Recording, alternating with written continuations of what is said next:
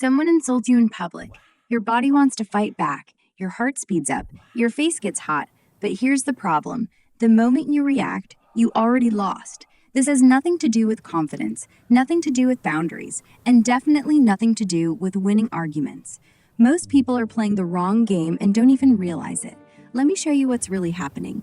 Why people provoke you, why reacting feels impossible to resist, and why one simple shift can make you psychologically untouchable.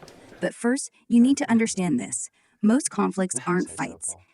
They're transactions, and every time you react, you pay. You think you're defending yourself, but something else is happening. Think about the last time someone pushed your buttons. A passive-aggressive comment, a joke that didn't feel like a joke, a question designed to make you explain yourself. You felt it, that surge, that pressure to respond, to correct them, to prove something. Here's the truth most people miss. That emotional spike is the reward. They don't want resolution, they want stimulation. You call it self-respect, they call it entertainment. Toxic people don't provoke you because they hate you. They do it because they're starving for attention, for validation, for power. And when you react, argue, explain, defend, you're not pushing back, you're feeding them. Silence isn't weakness. Silence is starvation. That coworker who raises his voice in meetings, he does it because he knows you'll respond, until one day you don't. You stay quiet, and he freezes mid-sentence. The game doesn't escalate, it ends, because without your reaction, there's nothing left to play.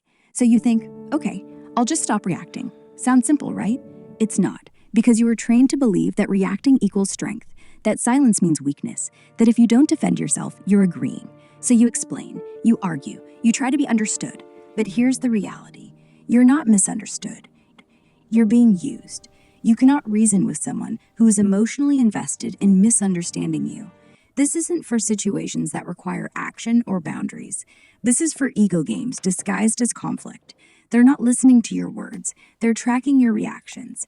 Every explanation gives them leverage. Every defense exposes another entry point. You think you're holding your ground, but you're handing them the map. So what's the alternative? You become strategically uninteresting. This isn't about shutting down. It's not about cutting people off. That's just another reaction. Real strength isn't volume. It isn't dominance. It's how little someone else's chaos can move you. Be like Wi-Fi. If they can't connect, they can't drain your energy. Silence is not submission. It's choosing when and where you engage. Here's the rule.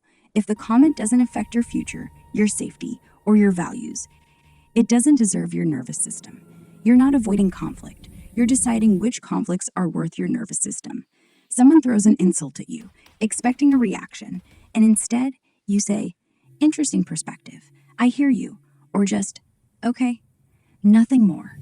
What just happened? You didn't give them emotional fuel. You didn't fight back, so they can't play victim. You didn't defend yourself, so there's nothing to argue with. You were present, but unreachable. This isn't passivity, it's precision. Because when you stop feeding toxic patterns, they escalate, briefly. Then they get bored, and they move on. And one day, you realize you just got your peace back. No arguments, no explanations, no emotional hangover. You simply refuse to play a game designed to drain you. And here's what no one tells you. The most dangerous person in the room isn't the loudest one. It's the one who doesn't react. Because when the game stops working, the players panic. If you can't be triggered, you can't be controlled. And that control is where real power begins. Stay solid, stay calm. You don't owe anyone a reaction.